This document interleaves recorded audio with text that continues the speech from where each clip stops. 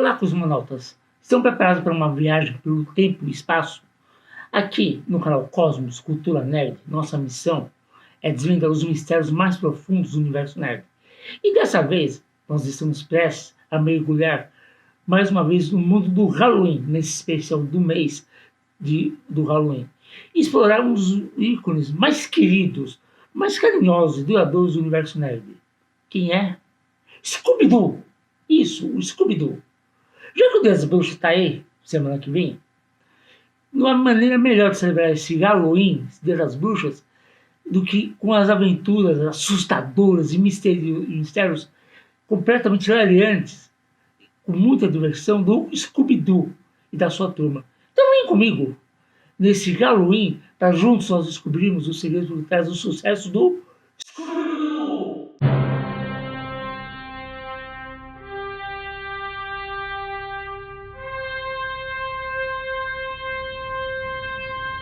Cosmos Cultura Nerd.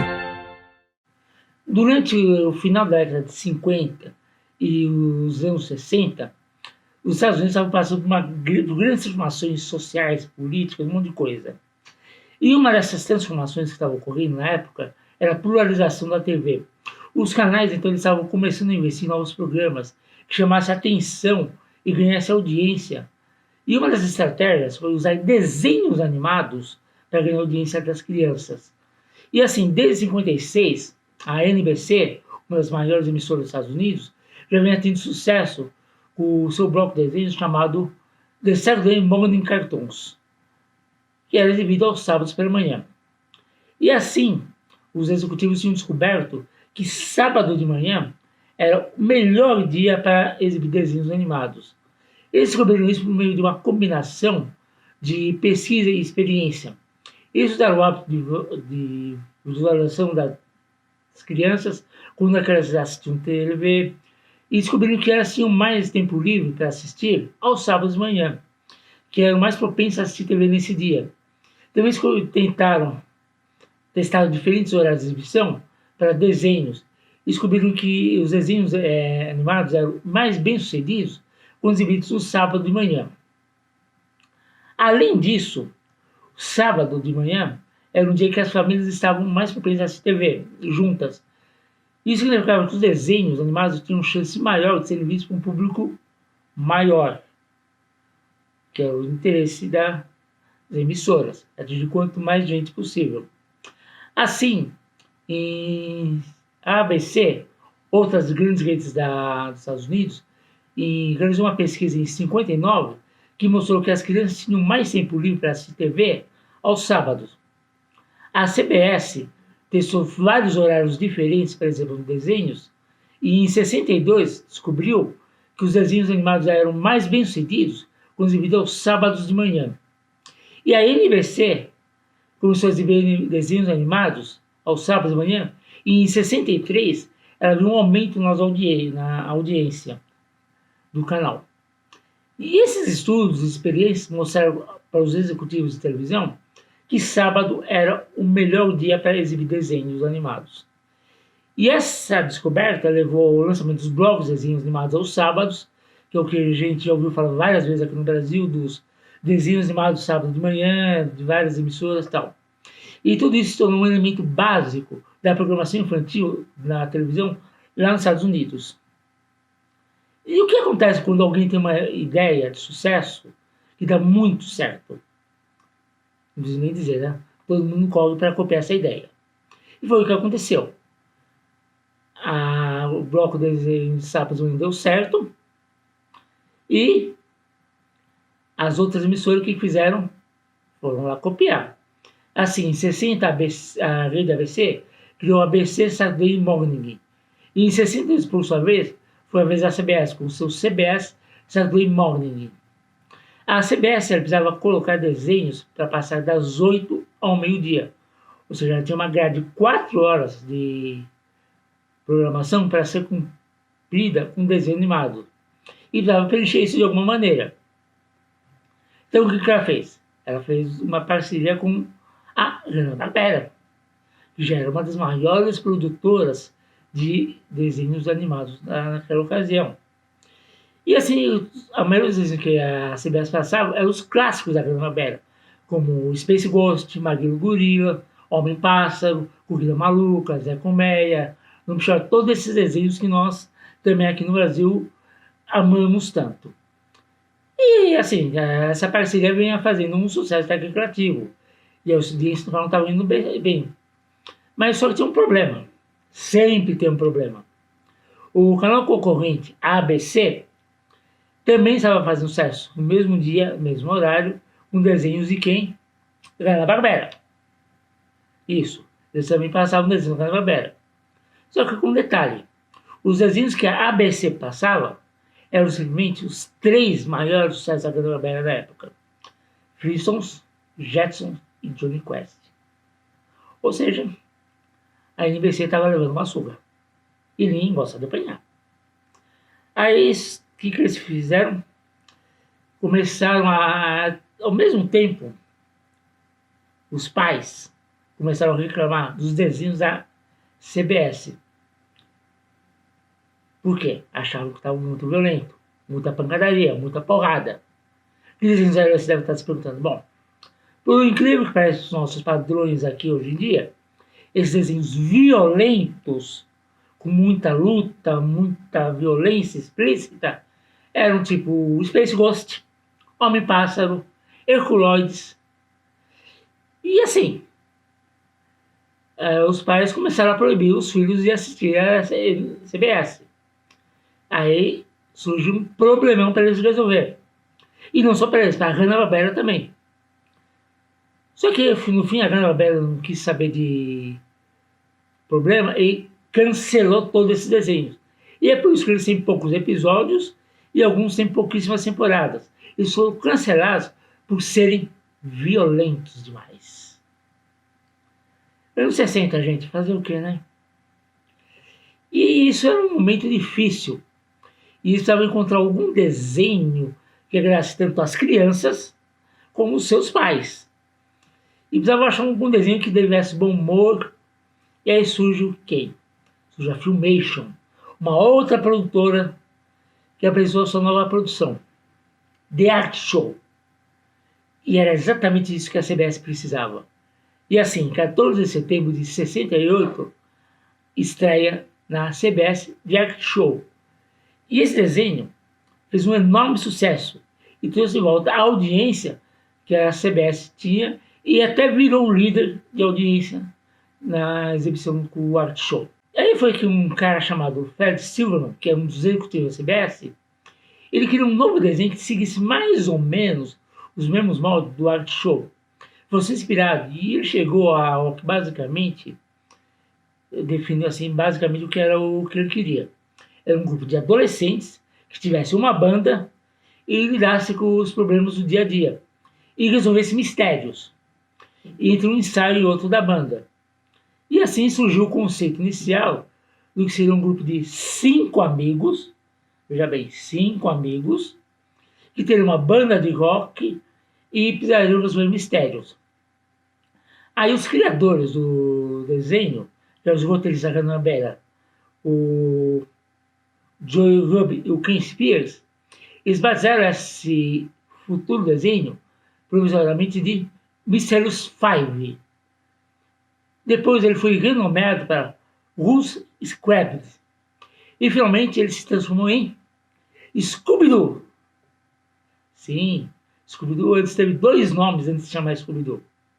E essa ideia de mistérios, que é a marca registrada do Scooby-Doo, ela veio do programa que o Fred Silverman gostava, um antigo programa de rádio chamado I Love Mystery, que fez muito sucesso nos anos 40 na rádio. Contava a história de 3 amigos que tinham uma agência de detetives que eles viajavam pelo mundo caçando monstros e resolvendo mistérios. E ele queria esse conceito em Scooby-Doo. Só que um problema para Mr. Five era que, coincidentemente ou não, a Filmation, a outra produtora, na mesma época, estava desenvolvendo a série de Hard Boys, que era baseada numa série popular de aventuras que foi publicada em livros a partir dos anos 30. Os livros de Hard Boys de autoria de Frank W. Dixon, que é um pseudônimo de Edward L. Streemer.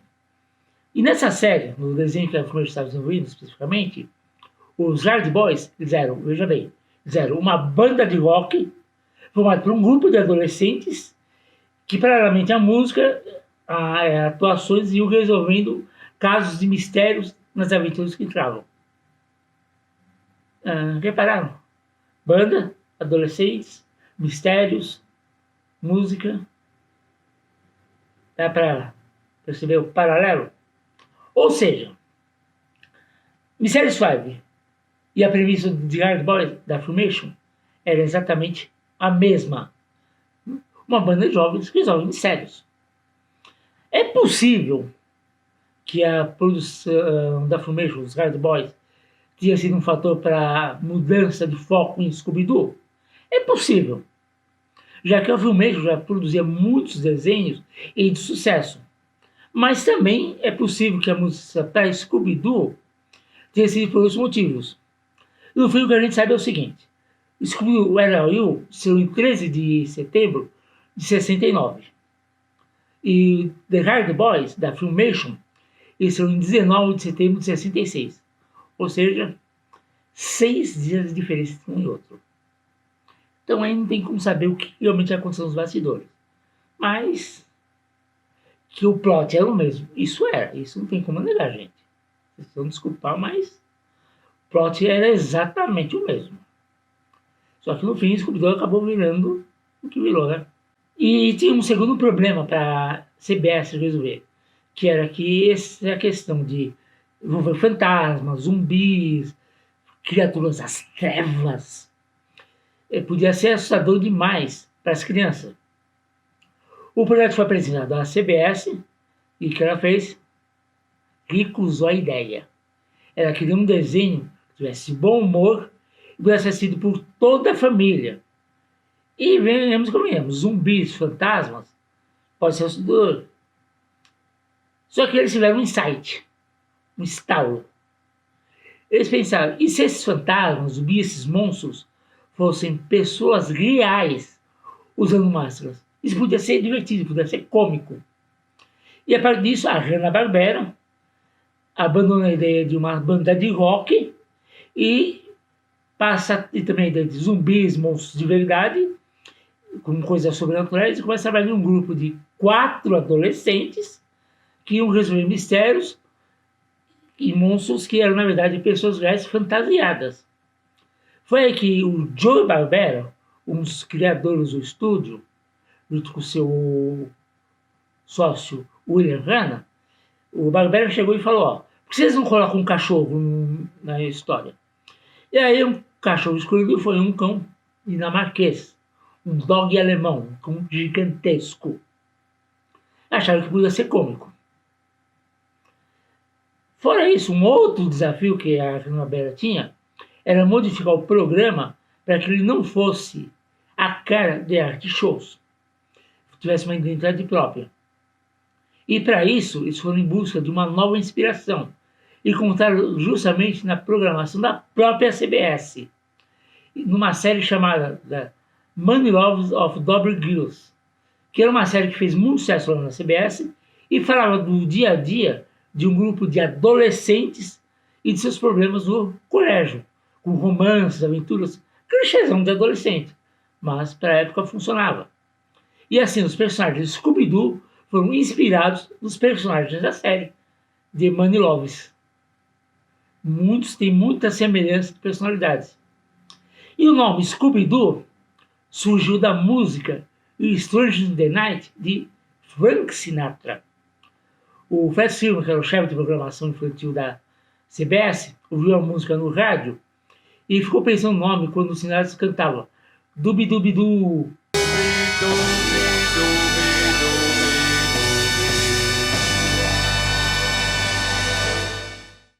E o engraçado é o seguinte, o nome completo do cão, do Scooby, não é Scooby-Doo.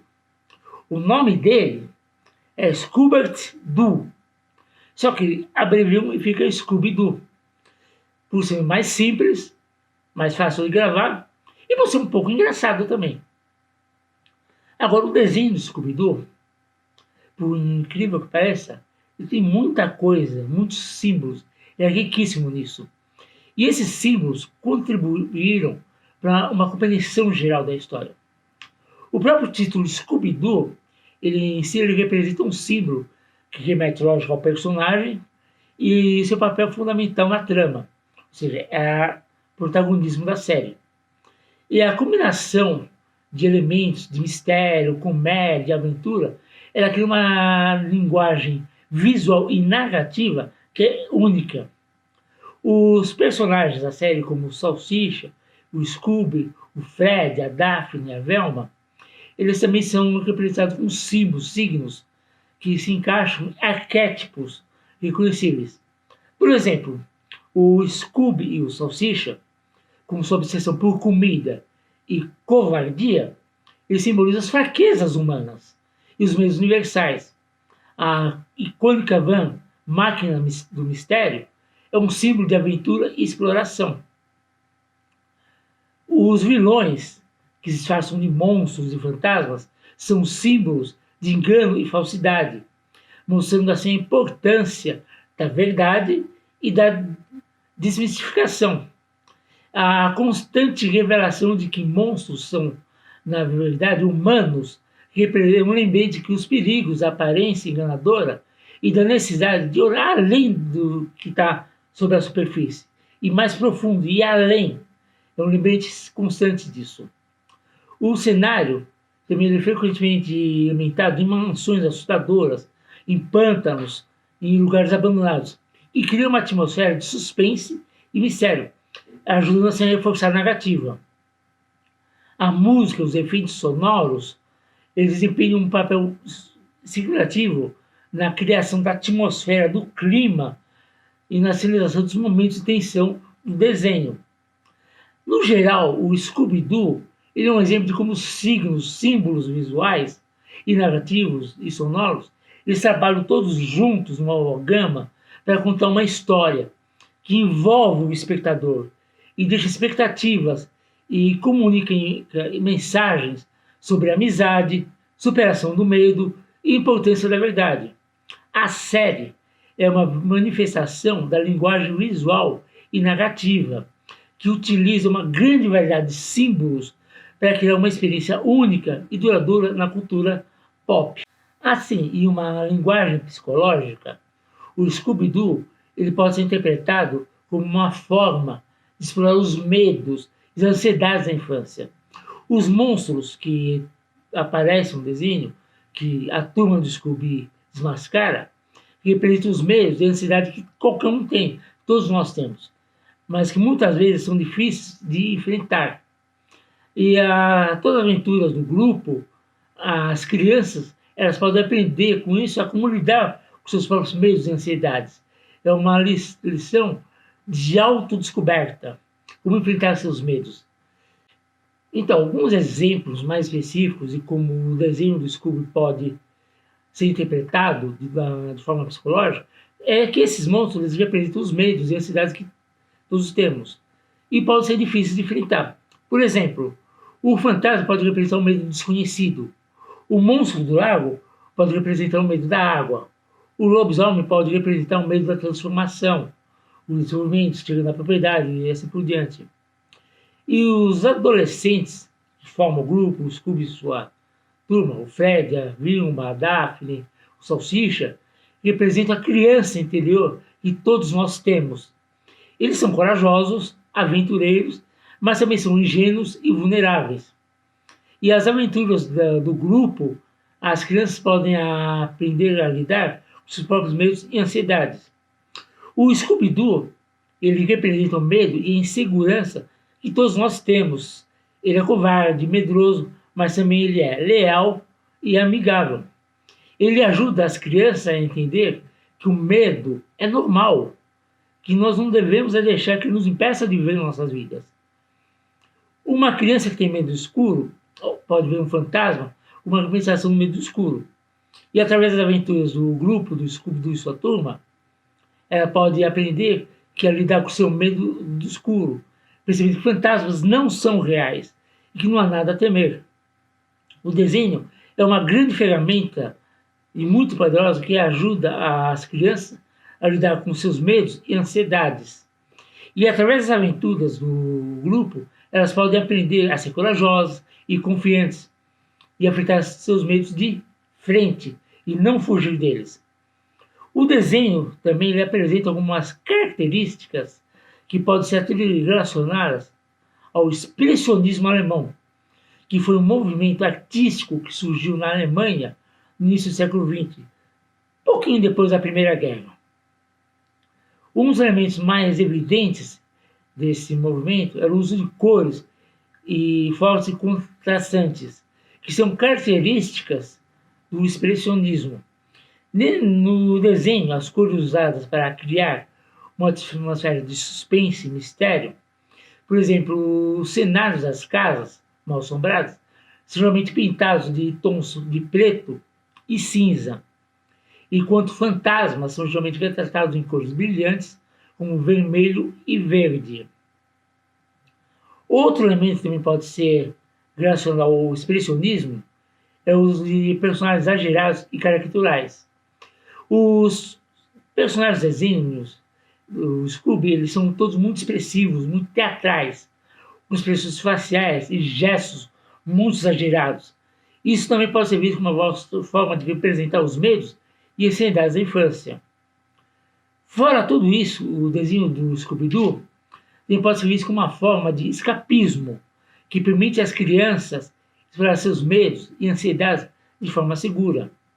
Os monstros que aparecem lá no desenho são sempre revelados como pessoas comuns, que podem ajudar as crianças a entender que seus medos não são reais, que são frutos das fantasias delas. E assim, meus amigos, agora de encerrarmos mais esse vídeo.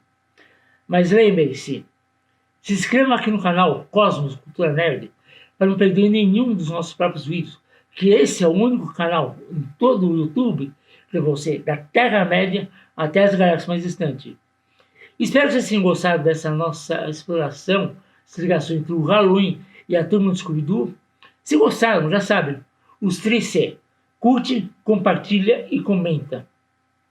Isso é muito importante para o canal, ajuda muito no engajamento. Então não se esqueça, os 3C. Curte, compartilha e comenta. E eu adoraria saber o que você gostaria que eu falasse nos próximos vídeos. Então, por favor, deixa aqui seu comentário. Fale o que você quer que nós abordemos aqui, que eu analisarei com muito carinho. E também me sigam toda terça, 8 horas da noite, nas lives do canal Star Geek Nerdworks, onde eu e alguns amigos, em uma live de 1h30, discutimos algum tema relacionado ao mundo nerd. Lembre-se, toda terça, 8 horas da noite, no canal Star Geek Nerdworks. E assim, meus amigos, fiquem ligados, mandem suas teorias, seus pedidos, sugestões, tudo. Eu quero saber de tudo. Aqui abaixo, nos comentários. E até a próxima. Feliz Halloween e vida longa e próspera, cosmonautas.